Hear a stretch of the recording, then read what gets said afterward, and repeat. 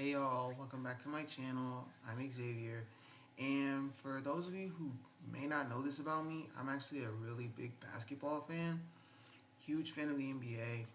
And one thing I have seen over several years is the GOAT debate. It's constantly between Michael Jordan and LeBron James. And when I think about it, it's really not how it should seem.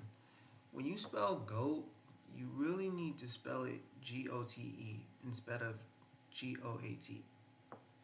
When you think about GOAT, Michael Jordan even said it himself, you can't compare eras.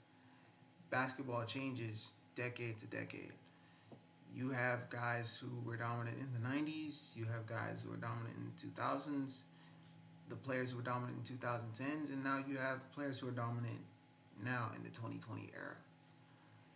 When you look back with basketball in the 60s and 70s, who was your most dominant player? Usually Bill Russell, Kareem, but definitely Bill Russell in the 60s. In the 70s, you primarily saw Kareem. In the 80s, Magic. In the 90s, Jordan. 2000s was Kobe and Tim Duncan's dominant time frame. And in 2010s, it was LeBron's.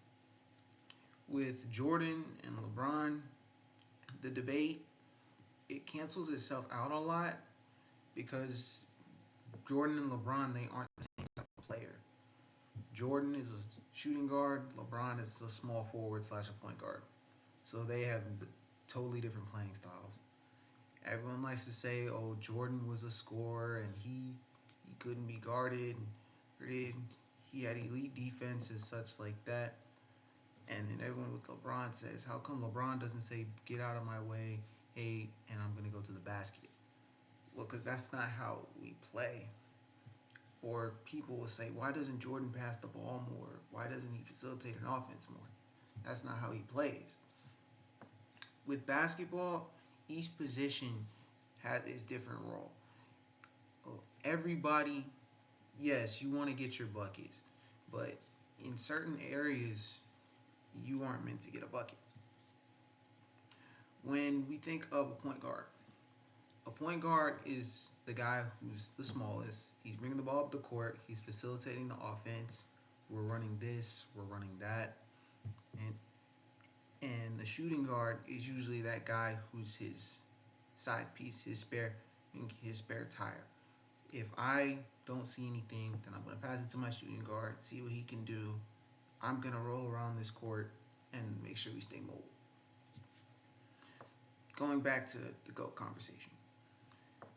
Whenever we talk about GOAT, you can never ever compare Jordan or LeBron. Nothing about them is the same. Neither is Kobe. Kobe. When we think about basketball, well, I know the Mount Rushmore of hoops is Jordan, LeBron, Kareem, and arguably Bill Russell too. But those guys, a majority of them, they didn't play the same position. Bill Russell and Kareem were primarily bigs. Jordan and LeBron, Jordan being 6'6", LeBron being 6'8", two separate ways. A lot of people like to bring up finals records.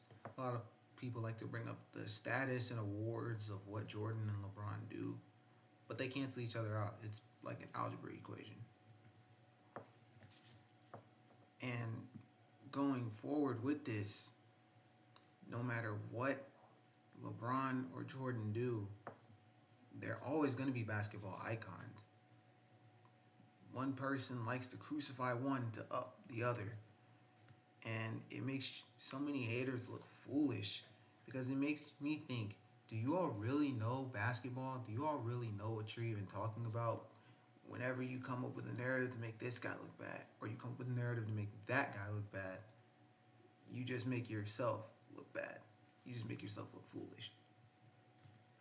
In today's dominant game, you see right now with Jokic, he's arguably the best player in basketball right now. He just came off winning a Finals MVP, and you just took down a very great team. And if I was correct, it was Miami. Yeah, my Heat. Heat Nation, Asian white hot. Even though we aren't white hot right now, we were dominant.